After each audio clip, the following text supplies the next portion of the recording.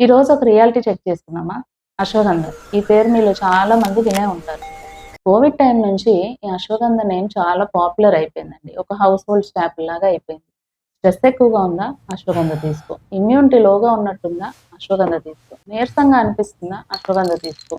ఇట్లా ప్రతి ఒక్కళ్ళు కూడా అశ్వగంధని వాళ్ళ డైలీ రొటీన్‌లో చాలా వరకు పార్ట్ చేసేసుకుంటున్నారు. మల్టీవిటమిన్ టాబ్లెట్స్ ఎంత వాస్ట్‌గా యూజ్ చేస్తున్నారు ఈ రోజుల్లో. అట్లాగే అశ్వగంధని వాడేస్తున్నారు. ఇది మీకు తెలియకుండానే మీకు మంచి చేస్తుంది అనుకుంటున్నారు. మీలో చెడు గూడా చేస్తూ ఉండొచ్చు. చాలా మందికి తెలియని విషయం ఏంటంటే అశ్వగంధ అందరికీ సెట్ కాదు. అశ్వగంధ తీక్ష్ణ స్వభావం, ఉష్ణవీర్యం ఉన్న ద్రవ్యం.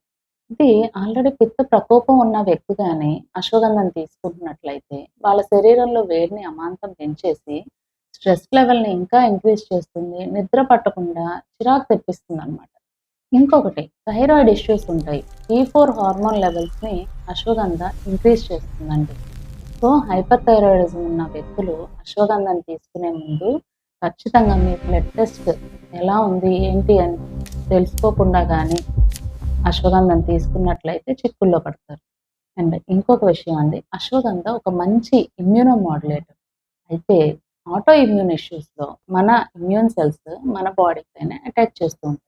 రుమటాయిడ్ ఆర్థరైటిస్ అని, మల్టిపుల్ స్క్లెరోసిస్ అని, హషిమోటోస్ థైరాయిడైటిస్ అని ఇట్లాంటి ఆటో ఇమ్యూన్ ఇష్యూస్‌లో మీరు అశ్వగంధ తీసుకుంటున్నట్లయితే మీ ఇమ్యూన్ సిస్టమ్‌ని అశ్వగంధ ఇంకా స్టిమ్యులేట్ చేస్తుంది. దానివల్ల మీ సింప్టమ్స్ ఇంకా వర్సన్ అయ్యే ఛాన్సెస్ ఉంటాయి. మరి ఎలా తీసుకోవాలి అంటే అశ్వగంధ మీరు తీసుకునే అనుపానాన్ని బట్టి కూడా దాని మోడ్ ఆఫ్ యాక్షన్‌ని చేంజ్ చేస్తుందండి. మీరు వేడి నీళ్ళతో తీసుకుంటున్నారా? తేనెతో తీసుకుంటున్నారా? నెయ్యితో తీసుకుంటున్నారా? ఆవు పాలతో తీసుకుంటున్నారా? మీరు దేనితో కలిపి అశ్వగంధను తీసుకుంటున్నారు అనే దాన్ని బట్టి అది చూపించే స్వభావం చేంజ్ అయిపోతుంది. సో, రీల్స్ చూసి మెడిసిన్స్ వాడకండి. ఒక మంచి ఆయుర్వేద వైద్యుని, క్వాలిఫైడ్ ఆయుర్వేద వైద్యుని సంప్రదించండి. అండ్ మీ ఆరోగ్యం మీ చేతుల్లోనే ఉంది.